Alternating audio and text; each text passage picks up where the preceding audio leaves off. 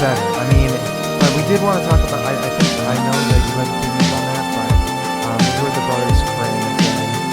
But I think we wanted to talk about the romance options that are available to your character in KOTOR 2. I'm sure we'll talk about the game in general, but we touched on this in the first episode in part 1. But in my understanding, you like KOTOR 2 better than KOTOR 1, correct? Yeah, it's just more interesting to me because it's more philosophical. Yeah. But see, the thing is, the just to focus on the love interests and whatnot. Let's go through them all. Let's go through the female love interests first. Atton Rand, I really like him as a character. But once again, I have a sense that when you play him male, there's a sense of brotherhood. You know what I mean? Like he's a younger brother that Exile is trying to take care of and protect and put back together. It's like the older brother trying to put back together his addict younger brother. You know what I mean? Like, or his brother who, like while Exile went off to war, he stayed home and became an addict or something like that. Like there, although Atton is clearly not an addict, he's someone who does have some addictions to like a skeevier life. He's like Atton has suffered. The thing is, though, the relationship between male Exile and Atton is one like a older brother who's like a war veteran, the younger one's like an addict. It's that sort of bond, and it's one based on need. And I just found it a lot more mature than the boring female Exile love interest with, in love with Atton. It's just not a relationship I see as healthy or as making any sense. And it'd be pure lust. And lust is not actually a good starting... Well, it's good for a starting point in some relationships, but it's not enough for a Jedi's relationship. Like, an example of a Jedi romance where it was based mostly in lust and it ended badly is Anakin and Padme. So, I see this as the same. And part of me sees it more as a rehash of the Carf relationship. In some ways, yeah. I actually have never... I don't know anything about that side because I never played it female, so this is good for me to learn. Yeah. Now, playing it with the male Exile, it's a much more structured and deep bond.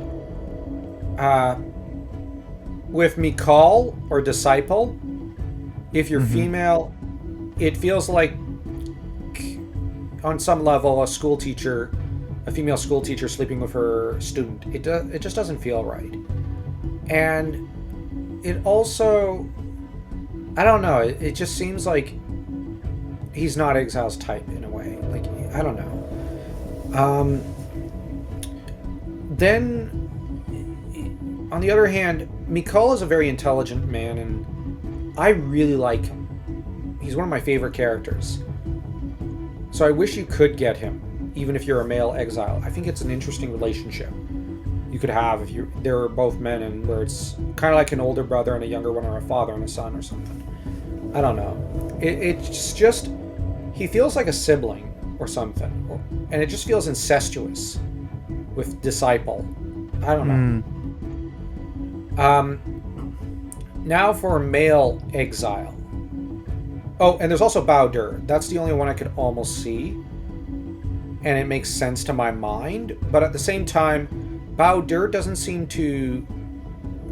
Like, it doesn't seem like he's in love, in a way. Like, when you're male Exile, he seems more like a devoted brother. Like, they're war buddies. They've been through everything together. And they're inseparable. I don't know, it's just a fraternal bond. If you're male Exile, when you play with that, which I consider canon, you got 3 options. There's Mira, whom arguably is kind of the hottest one, but Mira, I think it'd be somewhat lust, and very much on Mira's side, but also that she, on some level, admires Exile. So that I think it's another one of those things like with Disciple. It's just, it'd be an inappropriate relationship in a way. And there might be some sexual banter, but I just don't see it. I don't know. It seems too much like a teacher and his student. Now, don't get me wrong. Some teacher-student relationships can work on some level, but like I've known one university professor who dated a student of his who was like 2-3 years his junior. I happened upon them by accident at Tim's. It was kind of funny. And I think she was a single mom or something. It was an interesting relationship, and the two were very nice. They weren't supposed to be dating, but they were clearly dating, and I didn't report them because I thought it's only like a 2 or 3 year difference. And he was, I think, like 42 or something, and she was like 38 or 39 or something. Both really nice. So I find that with Mira and Exile, it's a case where I don't know about it. On some level, I think with Brianna on her end, she's very much curious about the Exile. And in turn, I just found it clicked better on some level. Also because of Exile's relationship with Atris and Kreia. Because Kreia is basically like a mother to him, and she's utterly ashamed of her daughter and doesn't want anything to do with her. So on some level, the purpose of Exile being in that relationship would be to bring mother and daughter together. Then you have Atris, who clearly wanted Exile, clearly wanted him, but could never have him. So she became obsessed with him on an almost obscene level. And she's basically a stalker crazy. She's like a psycho stalker or something. She just is so damn obsessed. And so damn obsessed that she sent the handmaiden to spy on him and report on all of his movements and activities, even though I feel like her obsession Handmaiden like slipped blinded her aboard to the without fact that Atris did not send her. Brianna slipped aboard on her own. No, that's not true. Atris sent her. That was her mission. She knew, was but to I don't spy think she on sent him. her. Yeah, she Brianna did, was or at not least actually- she said to. She either, well, I just watched the clip. She either she sent her to spy on him, whether or not she said to board she said become part of his crew. That was the goal: gain his trust, learn Fair everything enough. about him. But So, Handmaiden was and not one of sending the in other hand. reports. Okay, so that was, yeah. So basically, I do remember, when she sent him to spy on him, it kind of felt, because after our last conversation, I was thinking about that. You brought up that Atris was obsessed with and loved him, and I was like, I'm not sure how much I caught on to that in my other playthroughs. I mean, I don't know how obvious it is or if it's inferred. It's probably, and it's definitely, you're definitely right. It's just like, it kind of just like had me looking at that.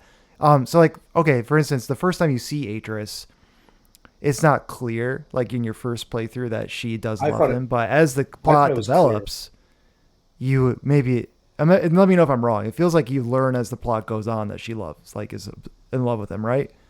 I got the feeling she was obsessed with him. Or do you think it's clear right away? Like, on my first playthrough, when I first saw her as a teen, I was like, oh, she's into him. She wants him. And I was like, holy crap, she's okay, kind of pissed off about it. But then when you get...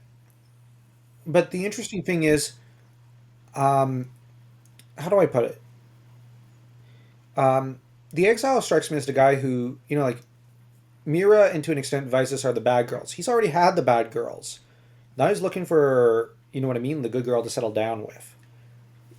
And the thing, and Handmaiden is the good girl in a way, but at the same time, it struck me that there's a lot of similarities between Handmaiden and Kreia, and that probably, like, it's a mommy issue. You know what I mean? Like, Exile's looking for his mother figure in a partner, and that would be Handmaiden. And on the other hand, with Atris, what made it even more obvious to me was, when she's using Force Lightning on Handmaiden, saying, "Did he touch you? Did he look on you?" It's like, geez, woman, like, did he look on you with love or say he loved you? Well, he can't, because Chill. it's like she's just freaking out and having a meltdown, and it's like, geez, woman, like, first off, Back off. yeah, like when I first saw that scene, I was like, holy crap, like, you know, um, he dumped you, like he never wanted you. You got turned down. Get over it. and But I've known women like whom, with their exes and whatnot, like they're still obsessed with him like 20 years later or 30 years later, and it's like, the hell's wrong with you? Like our uncle ended up dealing with an ex like that, and it's like, Yeah, it's they been, can get resentful. yeah, poor guy. But that's the thing. Like, Well, Atris some is one of women they those can hopeful turn ladies. very resentful if after they're rejected. I'm not Yeah, saying all of them, but some but can. well, like, let's look at it this way. In the game, if you're male, you basically turn down Vices. Vices doesn't have a problem. You know what I mean? Like, she's not the resentful type. Even Mira, like, doesn't strike me as that type. Um, it's just Atris. Like, Atris is utterly bonkers. Yeah, because she's like the crazy girl that you don't really want to get wrapped up with. Like No, she no, might be exactly. hot or something, and maybe you were attracted to her, and maybe you were like, oh, maybe she's great, but then you realize that there's something lurking underneath that's really ugly. Yeah, and I think, like, you got to bear in mind, um, she got her position when R&K left to, well, R&K, let me think about the ages, would have had her daughter 10 years before the Mandalorian Wars, or like 11 years or something before the Mandalorian Wars. Because Brianna's about 20 or 21 or something. I know she's in her 20s or something. I don't remember.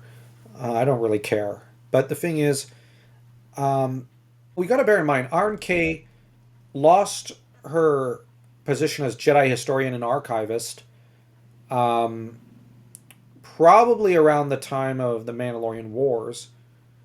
But at the same time, she did not retain custody of her daughter. So Atris had to have done something skeevy to get custody of the girl. Um, I remember our oldest brother had the theory that Atris had blackmailed the woman out of custody and whatnot. Um, and it's just, our oldest brother always said Atris is someone who, while she's a Jedi, she was never really a Jedi. She was always, there was something lurking under the surface. She was always someone who maneuvered to positions. She was always someone who, like, his impression of her was not positive. He took her as, she's a villain even when she's a Jedi. Um, but then again, we got to bear in mind Vrook's not exactly an okay guy. Um, Kavar is a moral coward. Zez-Kayel is a coward. And so Atris is not the most wicked of these guys. But the thing is, she's obviously the worst possible love interest. And I categorize her as such because she kind of is one. She's the worst possible one in all of KOTOR history because she be crazy. And, like, She do be. yeah. You don't stick your dick in crazy. And she's a prime example. But I just find it funny that, because I think our oldest brother had a joke at one point. Was it him, or I forget who said it? It might have been, well, I don't know. But the thought just occurred to me. I'm pretty sure Chris probably would have said something like this, but um, with a choice between Atris and going off to the most traumatizing war in Star Wars history, the Exile chose the war. He made the right call. But yeah, Yeah, like, because, and he would have the done thing it is, again too. yeah, exactly. And the Mandalorian War, we do have to acknowledge, was the most traumatizing war in Star Wars history. Because, like, everybody chose dark side or came back broken on some level. And the Jedi Exile, for his part, we got to bear in mind, um, he ended up activating the mass shadow generator, which tore apart Malachor 5. And he had to pour some of the Force into it because it was dependent on the Force. There has to have been some sort of anchor or generator. He must have used himself as a bit of a battery for it. And it tore apart his Force sensitivity. Well, as a reveal, he chose to give up the Force but it was both torn from him and he turned away from it because he was utterly traumatized when he felt everyone torn apart at Malachor 5. But this colors how he'd choose a romantic partner, I think. So, in my view, this guy's a fighter. He's a warrior. Even if he's run away from it for a time, he's a warrior. So, like, on some level, Visus doesn't work because Visus is looking for a way out from the war. Mira is a hunter, but she's looking for a place to settle down, a place to, like, she's looking for the Jedi Order in a way. Same with Visus. Handmaiden is a warrior by nature, so that's just what it strikes me as. Like, he'd have to be with another warrior and someone with a respect for history and for people, which basically describes Handmaiden to a T. And at the same time, like I said, it has to be a warrior. And also have a connection to Kreia, because Kreia is the most important relationship in the game. She's basically the mommy to Jedi Exile. So, and let's just be honest, given that his maternal figures, let's boil them down before Kreia, you have essentially Atris, and I'll be damned before I understand that relationship. Actually, I do, and it scares me.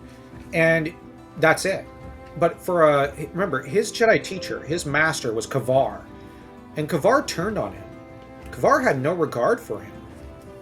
And even when you meet with him, like, he's like, I'm your master and you're my former Padawan. And then, like, yeah, I know you're capable, you can handle it. But at the same time, Kavar just totally blows him off. And then, on Dantooine, he doesn't stand up for him.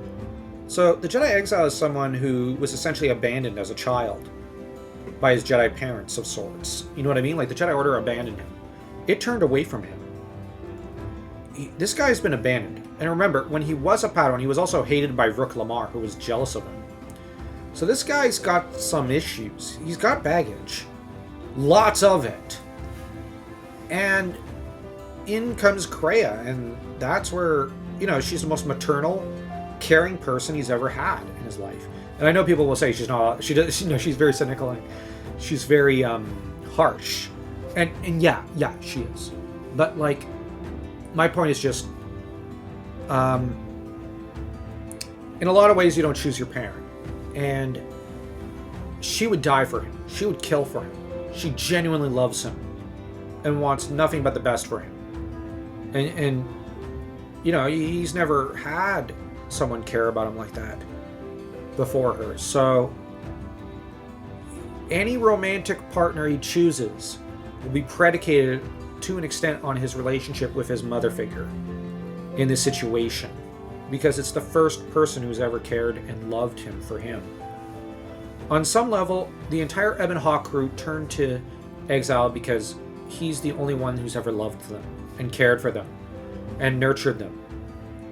But the same is true for him and Kreia. Yes, he's the first person to love her unconditionally. But what came first, the chicken or the egg? She offered the love first. That's why he reciprocated. It's because she gave that to him.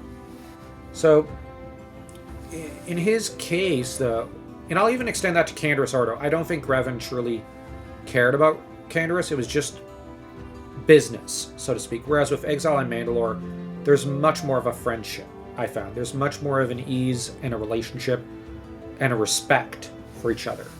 And even an appreciation for each other. Because, like, in KOTOR 1, you know when Canderous says, what battles did you fight in? You know, everybody loses their shit, and your only options are either, he's not trash like you, Canderous. Referring to Karf. It's like, he's not trash like you, or, well, something to that effect. Or, like, you're to demean Karf. Like, canonically, I don't think Revan really cared about Canderous all that much. He was a useful beast, so to speak. He was a tool. He was a ally, not a friend. While Exile is a friend, is someone whom, it's like, what battles did you fight in? Were you in this battle? Well, this one, or, like Exile, if you do the influence gained thing, you have conversations with him. You actually listen to him. You actually talk with him. Rather than talking at each other, like with Revan and Canderous. So it's a much healthier relationship. And it's... how do I put it? I think that... this is also why I think the relationships are much more interesting in KOTOR 2. KOTOR 1, it seems to me like Revan favors her relationships with Karf, Bastila, Jolee, and Juhani over the entirety of the rest of the crew. And I guess Mission.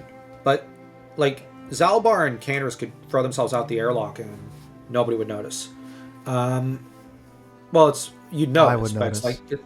it's not the same relationship. Whereas with Exile, name me one member of the crew that, doesn't feel like they're family to him. I'd say HK at 37, but... even he's family, Dan. They talk about butchering people together. The families that talk about butchering together stay together. I'm joking. No, actually, HK totally favors Revan a lot more. Yeah, okay, that's a good point. The fact that you could convince HK to see the light. Yeah, well, that's weird. But as for Handmaiden, we got to bear in mind she has deep respect for the battles Exile's been through. Deep respect for what he's endured. And that's another point, is that, how do I put it? When you have the conversations with these various characters, when Exile talks with Mira, it's about Mira. You know what I mean? That's what the conversation's about. When the Exile talks with Atten, it's about Atten. When the Exile talks with Vysis, it's about Vysis and Nihilus, which is kind of weird and creepy. It's like, let's talk about your dad, honey. Okay. That's weird. Let's talk about Daddy. Yeah. Let me tell you all about Daddy. Yeah, and it's like, you might as well just have the Barney Stinson line of, Daddy's home. What the hell is that about? But with Bao-Dur, it's about the war. And I guess that's a little more healthy to an extent on some level. And I'll get to what I mean by that in a minute. But then when you get to... who else is there? Well, the thing is, when you talk with Kreia, a lot of the conversations are about the Jedi, the Sith, philosophy, but also Exile. You ever notice that? Kreia wants to talk about the Exile. Handmaiden has only It's like all maybe about one... you. Yeah. Handmaiden's And all when about I say you, I just mean the Exile. Exile. Yeah. Yeah. Handmaiden's Yes. all about the Exile. She wants to understand him. She wants to know. At first, it's like, what's this about your relationship with Atris? Then it's, what about you? What about this battle or this battle or this battle? What was it? What's it like feeling the Force? What's it like with this? And you get a sense of someone like she's Luke in a way. I find she has a lot of similarities with Luke Skywalker, like the idealism, the naivete, the what's it like with the Force? What was my mother like? Like there's, except with Luke, it's what was my dad like? It's that sort of relationship. But at the same time, she wants to talk about him. Yeah. She actually takes an interest in him. And so I find that's much healthier because it's about the exile. And he actually has to, with Kreia and Brianna, he has to do something. He has to burrow into his own soul and deal with the PTSD. You know what I mean? He has to actually dig into the shell shock, into the trauma, and uproot it and deal with it. And learn to look at it in the eye and manage and live with it. And he also has to discuss like other sides of himself, but also her and the Force and whatnot. And I just think that on the one hand, you know, like he has to be at the center of the relationship. And he needs someone to care for him. That will, you know, that is the healer. That will heal him, not him heal them to an extent. And on another level, it has to be someone connected to Kreia. Well, you know, Handmaiden's Kreia's daughter, so check and check, I guess. And you also need to look at it as, I find, how do I put it? The exile is someone who's completely shell-shocked, utterly cynical about the galaxy, totally traumatized. In some ways, worse than Anakin, or I should say Vader, or Ben Kenobi ever were. This is someone beyond trauma. This is someone who is barely even on survival mode. He's utterly numb. You get that from you. I find you can easily glean that from every conversation, up to like partway through the game. He's numb. But that being said, he needs someone who's idealistic. You know what I mean? Like someone who will make him believe in faith and in others. Like it reminds, in a lot of ways, I find his character is in some ways like I probably shouldn't admit to liking the movie, but Enchanted by Disney. In there, the male lead No, is I someone I never saw it. Okay, well, there's two leads in the movie. There's the female lead, who's the kind of fairy tale princess from a Disney fairy tale world, Giselle, and you have her love interest, who's a cynical, hard-bitten divorce attorney who, you know, because he's in the divorce work, well, the family courts, he's utterly cynical and doesn't believe in anything except money and just the only thing that has him not put a gun to his head is his daughter. But they show that he was once in love, but his wife disappeared, abandoned him all of a sudden, and ran off with another guy. And what it's done to him is that it's just left him utterly devoid of humanity. And Giselle is idealistic and naive. So some of this idealism starts to rub off on him. You could even see that in, let's say, the Disney Hercules movie with Herc and Megara. You know, it's that sort of thing. Like, in a lot of ways, I'm not trying to argue for opposites, but you do, like, if you have someone who's too cynical, they probably do need someone to brighten up their lives, to make them believe in things again. Like, okay, that's not always the case, like in the Rome series with Titus Pullo and Lucius Varinus. Varinus and his wife are both cynical people. But the one who brightens up their lives and makes them believe in people again is Pullo. Pullo is very much more idealistic and in some ways romantic as a person. Varinus and Niobe are not by any stretch of the imagination. But Pullo's this genial old giant who just wants to make them believe in life and love and faith and whatnot. He's more idealistic. He's more raw as a human being. And I think that you do need someone like that in your life. And that's where the exile needs someone like Luke Skywalker.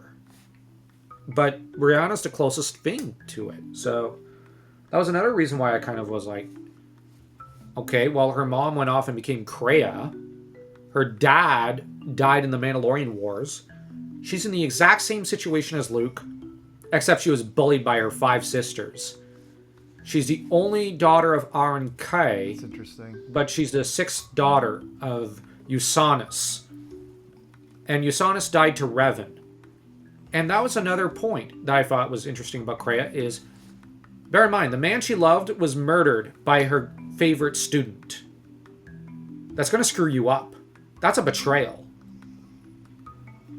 Yeah. And that's the thing. Revan betrayed Kreia when she murdered Usanus. And, then you've got Sion Nihilus, who betrayed RNK, or Treya, I should say, at that point, and then she became Kreia. It's one cycle of betrayal. And if you actually pay attention, just as an aside, the only apprentice she ever had who did not betray her was Exile. He's the only one who never disappointed her. And that adds to the relationship, to the bond.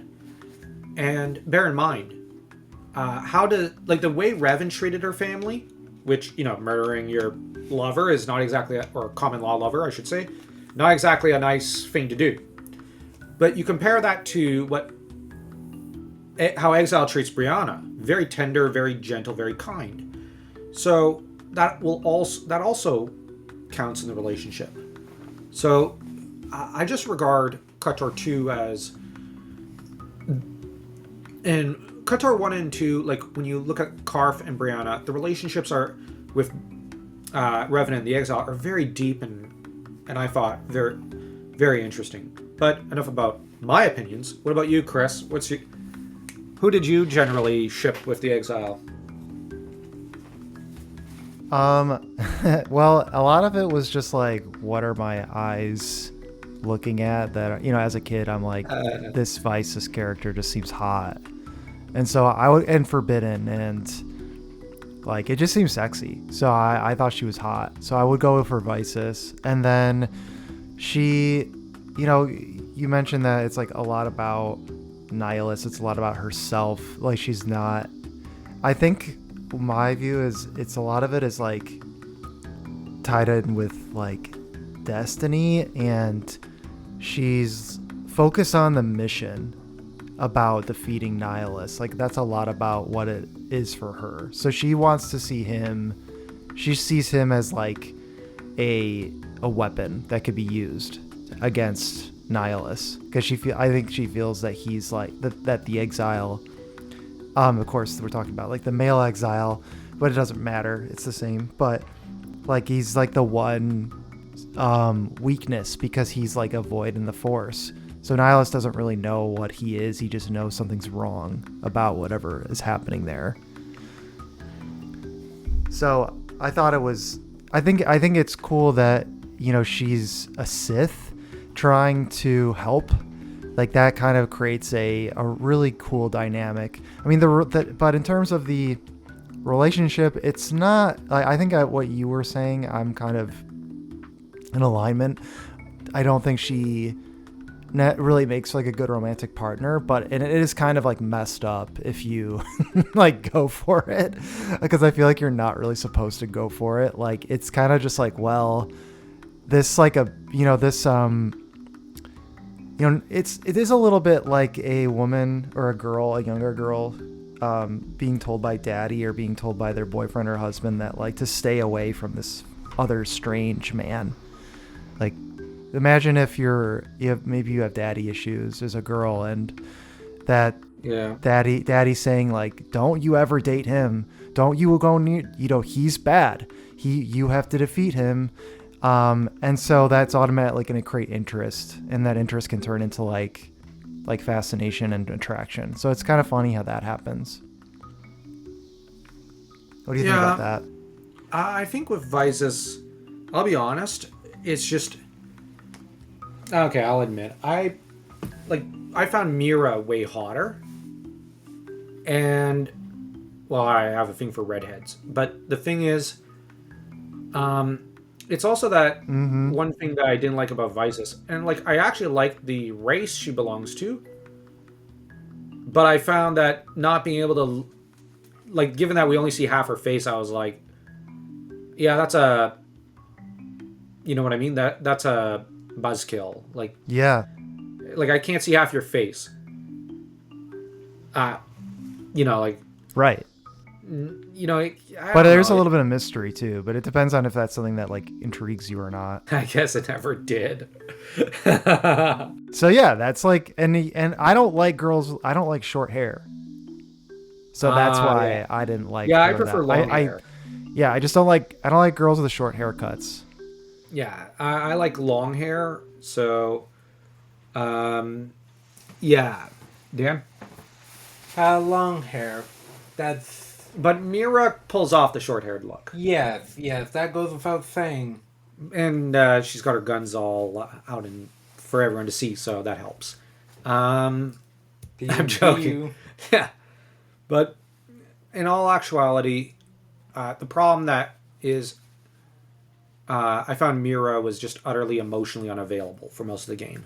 And the fact that she's basically reduced to a little girl screaming about how she doesn't want to always run away and she just wants to find peace and make a place where people can go and find peace was touching, but I also found, oh, she's a little girl inside. Never mind. It's like, I don't know. It's just like, So, yeah, in terms of Yeah, intellect and the emotional bond, I found Brianna the most interesting. But that said, I really like the I think conversations like with Disciple. Mira is. Yeah, I think She's Mira's basically just a like a little girl. tragic character. Well, she's tragic, but she's Yeah, she's like someone that had heartwarming. to grow up but wasn't ready. You know, like you said, like Yeah. she's still kind of a child, but she was thrust into having to Well, survive. yeah, And and the problem, like, there's some great scenes with her, but that scene wherein you bring her to yeah, that place in Nar Shaddaa to sense Nar Shaddaa, I find you see that she's a 6-year-old girl or something. And at that point, the Jedi Exile steps into the role of father. And because he's stepping into the role of father for her, that means on some level it'd be incestuous. It's like Disciple. It doesn't work due to the fact that she doesn't need him to be a romantic partner. She needs him to be. She needs a dad, or a mom, just like Disciple needs a parent, or like an older sibling or something. You know what I mean? And mm-hmm. Atten, I will admit, is one of my favorite relationships in the game, but I'll say this: like with Mira, I don't think he's quite ready yet for a romantic relationship. Disciple's ready. I'd argue Brianna's ready. Visus, I don't know. Get rid of those daddy issues she has for Nihilus on some level, or the obsession with him, or the anti-daddy, I should say, because she hates Nihilus. But it's also that Visus, now that I think about it, idealizes the Jedi Exile, puts him on a pedestal so he can never be mortal. But at the same time, she's distant with him. But yeah, Atten is one of my favorite relationships because, well, he's cool for one thing and he's funny for another. But he is so damn tragic.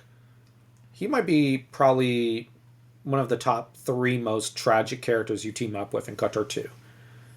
Because his reason for betraying the Republic makes sense. On some level, it was the moral thing to do. Because the Republic had let them down. Because the Senate just debates everything into the ground. The Jedi Council had betrayed the people of the Republic. And, Atten believed in Revan, so, like... And I think that for Atten, he needs to... Like, I think with him and Mira, they need to find peace before they can find a romantic partner. You know what I mean? Like, they gotta work things out in their head. It's like they've never been single on some level, or at least Atten never has been. Mira's always been a little girl deep down. But it's like they've always had, like, Atten's never been single, so it's time you spend a little time being single, just for like a year or something, to get to know who Atten Rand is. And I get the sense that Mira needs to, like, because you basically break her, like, not break her down, but, like, You take her back to her childhood and build her back up. She's got to spend like a year just getting to know herself. It's that sort of thing. Visus, I don't know. I don't see it. I don't get it. But it must be the mystery thing, like you said. So, yeah. But definitely not Atreus. And I think like there's something.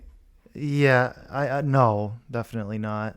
But I think at least with Vices, it could be like with no strings attached. You could just like have some fun, and she'd be like, "Yeah, I mean, it's fine." It was something that is actually kind of what happens.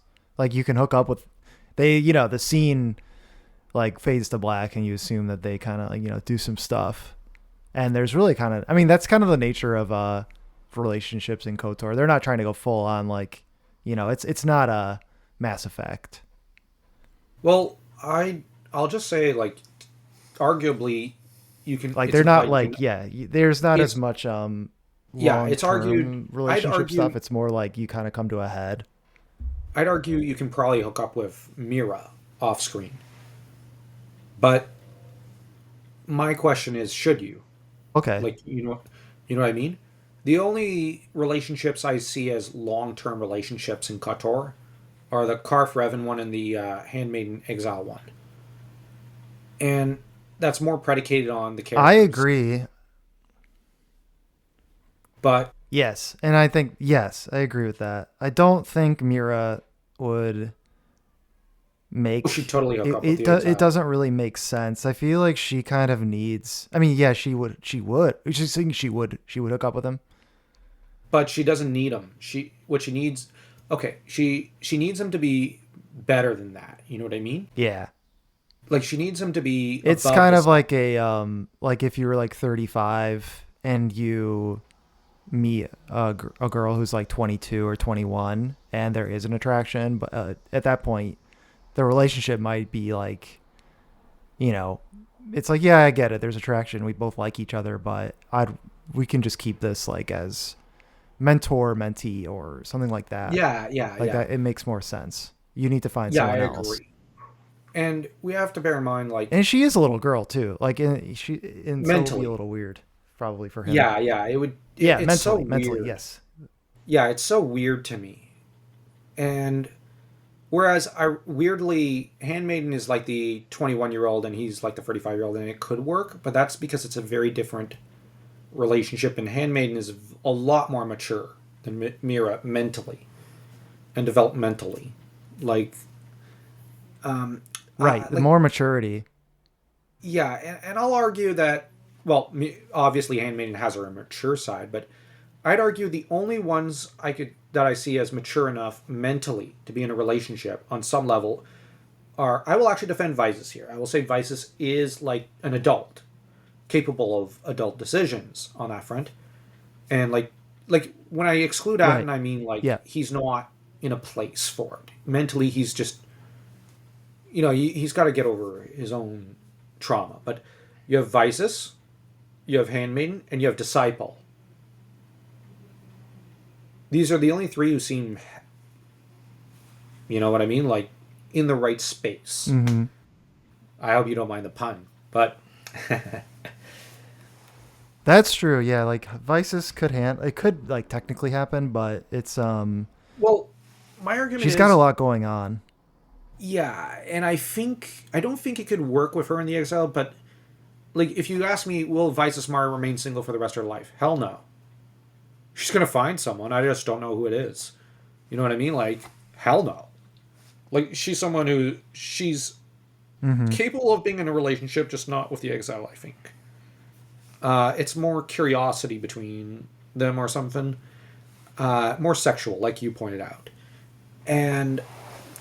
But Visus is capable of keeping it mature. You know what I mean? Like,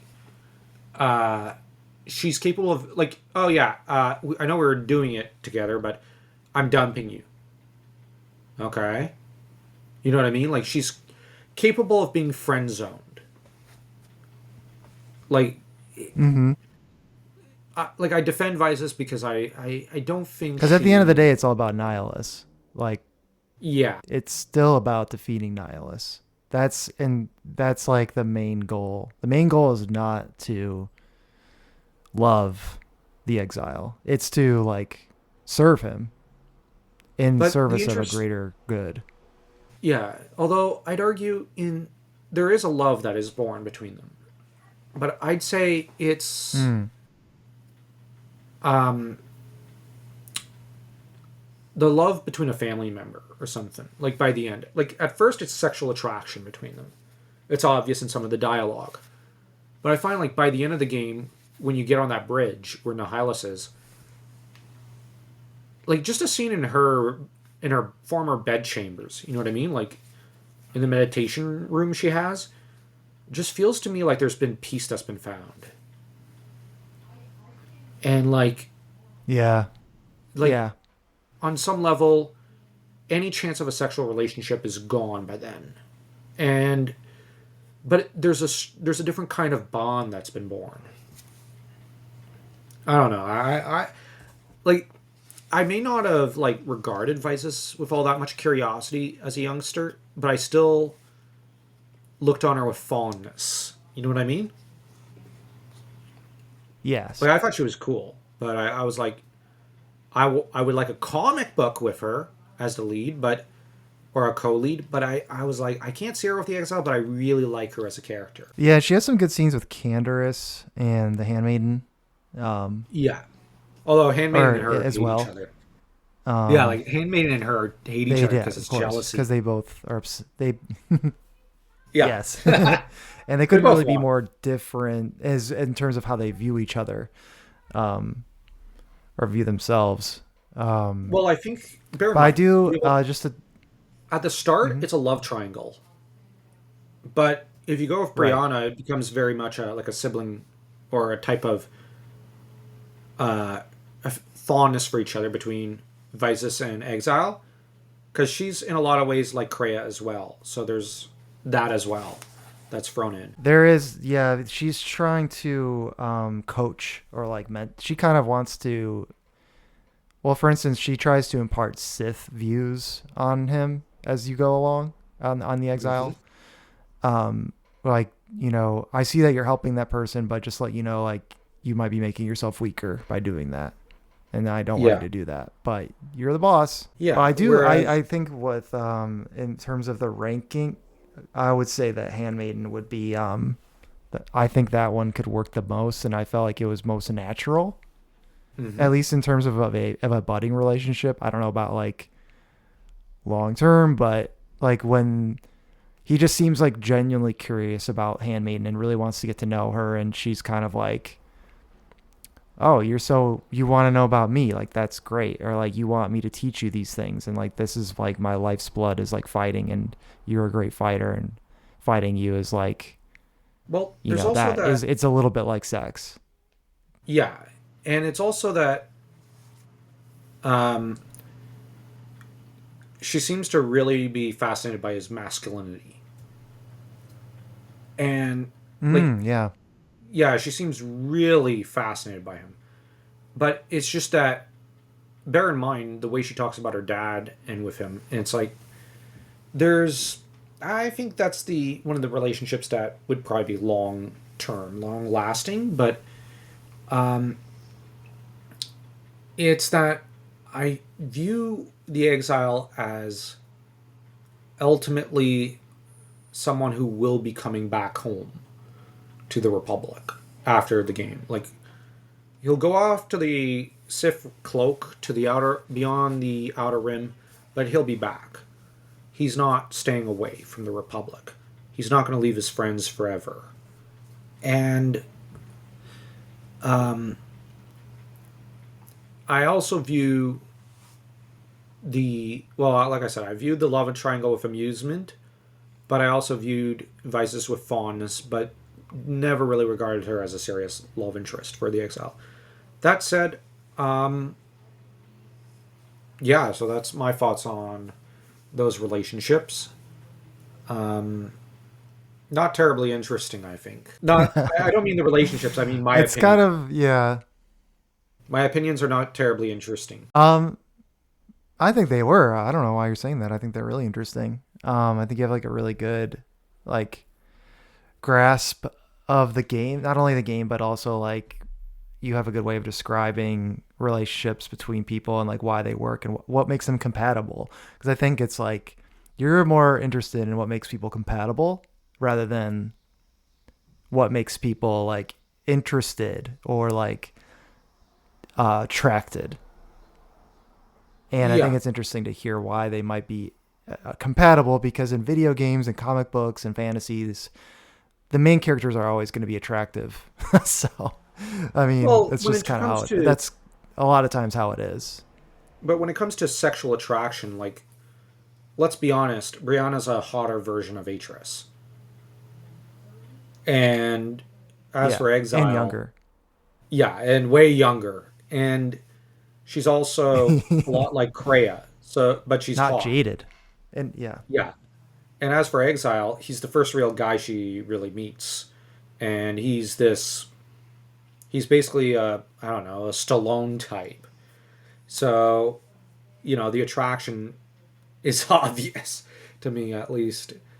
And I was going to say, interesting fun fact though, the Exile is not older than like 28 or something. That's good. That's like not a bad age. Yeah, he's It's a nearing good 30, age. but like he's at the oldest maybe 30 years old, but at the youngest he's like 25 because he was a Padawan learner. He probably wasn't older than like 20 when he went off to the wars. And it's been 9 years. So he'd been around 30. He's not even 35. But the characters remark that he looks like he's 35 or like 40 or something. But Mira makes a comment that he is actually young, but he looks older than his years because war has aged him. Hmm. And she says that Right. remember there's that conversation where she says, "You look younger now. I don't know, like you're revitalized or something." And like that's something, you know what I mean? Like he's noted as looking older at the beginning of the game, then he's starting to look youthful again in the middle and later. There's something transcendent about that. But there's also, as we know, he's not terribly old. But the characters have the impression of old age, which is something very interesting in the game. So, yeah, he's actually pretty neat. He's not the oldest member of his crew. Well, obviously it's Kreia, but you know what I mean? Like, not discounting her. He's not the oldest, but he seems like he's the oldest. You know what I mean? Yeah. That's Just something cool. cool I I noted. appreciate that. Yeah. And then I think I just had one last thought on Handmaiden. Do you think I feel like she embodies a true Jedi, even though she wasn't a Jedi technically? Oh, Do you absolutely. think that's true? Yeah, Like a Jedi absolutely. Knight? Like I'm just like, dang. She's also very maternal and inherent, like instinctively, much like Luke on some level is instinctively maternal in his own way. Like, or at least, how do I put it? Luke is like Jonathan Kent from Superman comics. You know what I mean? He's got that Mm-hmm. instinctive goodness about him. He's not Clark Kent. He's Jonathan Kent. Luke instinctively has all the answers. It's in his blood. He knows right from wrong. He's an idealist, but he's very paternal, but in a like old farmer style, not like the gruffer style. Brianna's like that, except with being Yes, motherly. she's totally like that. Yeah, and that's kind of what you want from your Jedi. And I'm not gonna lie, I also liked her because I thought she was hotter than let's say Visus because our dad was a lot like her and Luke in a lot of ways. Like once he got over some of his problems, he became a lot like that. And like I can freely admit when I'm attracted to women, most of the women I've been into have been like him in a lot of ways. So I can freely admit I do have some daddy issues. So like I look at a lot of her trait style like I see a bit of my father's traits. Same with Luke. So it's and same with Jonathan Kent. Although our dad also had that darker edge to him. So our dad also had a kind of Kreia like side to him. He did, Dan. Yeah. Our dad was a cynic in a lot of ways. But yeah. So there is that element in there on, like a perception of a character can be flawed on some level, and my perception might be flawed by that, by some of my preferences and ideas and ways of thinking on this one. With KOTOR 2, I don't think I'm fully objective in a lot of ways, but I definitely prefer this game. As a whole, do you think that KOTOR like did a good job with the romance stuff, or do you think that it was kind of flawed? Oh, absolutely. I think Like a it one gave and you the, two. well, I'm gonna put them together and say it's like part one and part two, like it's the same game. Like I'll just say like act like it's the same game. Absolutely, because it offers you the chance to go for flawed romances and go for the wrong person, even as it offers you the chance to go for the right person. Mm-hmm. But it also, like, Revan has a chance at motherhood with Mission and Karf's son if you make her female. If you make Revan male, doesn't really matter. But with Dustil. But with Mission, you're at least a father on some level. You know, like, that's an important bond. You look at the relationship with Jolie. He's like a crazy old grandpa or uncle. Juhani's like a sister. These are fascinating relationships that you can explore in KOTOR 1. And in KOTOR 2, you have Kreia, you have Atten, and of course you have the romantic relationships. They're all very interesting. So KOTOR, I would argue, is when it comes to these sort of games, was training for Dragon Age. Which, I'll be honest, I love Dragon Age even more. Dragon Age I mean, Origins. yeah, that's just them being able to perfect like it's them perfecting things, and it's like it's actually really good for I think a group to be able to go to a different IP as they start to grow, because they don't just like have to continue on with Star Wars, even though I would have loved it if they had, but I'm sure that it helped them to refresh into a different IP as they kind of grew as their abilities. Yeah, and I found that it's better that they make their own IP because it's theirs. It's not like fan fiction or something. Or, well, not that I'm saying KOTOR is fan fiction. It's canon, but it's just they have more control and they have more freedom of movement. You know what I mean? With the mythos, and they have to build up their own lore. They actually have to do their own homework and whatnot. And oh my gosh, the first two Dragon Age games are just so good. Yeah. So You're kind of making me want to go back and play Dragon Age. I'm kind of making me want to go back and play Dragon Age. Well, I want to go back and play KOTOR now. I know that I've done it so many times, so I'm not sure if like how invested I would get. You could play it on mobile, so it's pretty. You could, it's not a big commitment. You don't have to like sit down, in front of your computer to play it. But, and it's pretty. Dude, they were supposed to do a remake. They were supposed to do. Did you hear about that? Yeah, black. I mean, I would have been happy. I feel like a remaster would have been fun. I mean, to make if they kept everything the same, but just made that's I think what it was. It was supposed to be, I think, a remaster or like just like updated like quality of life and updated graphics, I think. But the problem is, these idiots at these offices can't resist remaking, deconstructing. Yeah, you'd have to wonder what they would try to change, if anything. Probably for the worst. Gives me no joy saying. But would be, and we're never gonna get a KOTOR 2 like full like restored. Well, we got the restored edition. We'll probably never get that. Well, we did. We got did. The restored edition. On this, I guess yeah, but not officially, right? Fair, but the only thing that was lacking was the saving Kreia ending. That was the only thing. Other than that, we got the entire restored edition. Yeah, and that's great, and I'm really happy. That was awesome. I'm really happy that like they released the code or whatever they did to get it out there to modders.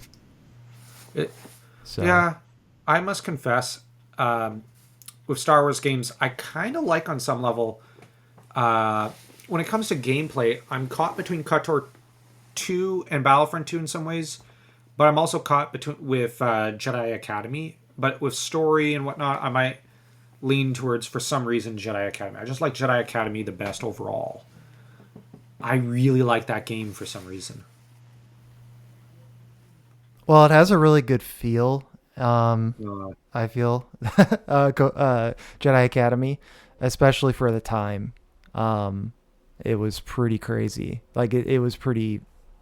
I think ahead of its intense. time by a lot for what the game. Well, it's a better for what the well, gameplay Force offered. Unleashed was garbage. Force Unleashed games were garbage, and Jedi Academy was a better version. And I just love it because it's progressing the legacy of Kyle, and it's also allowing us to put like it's the perfect send off.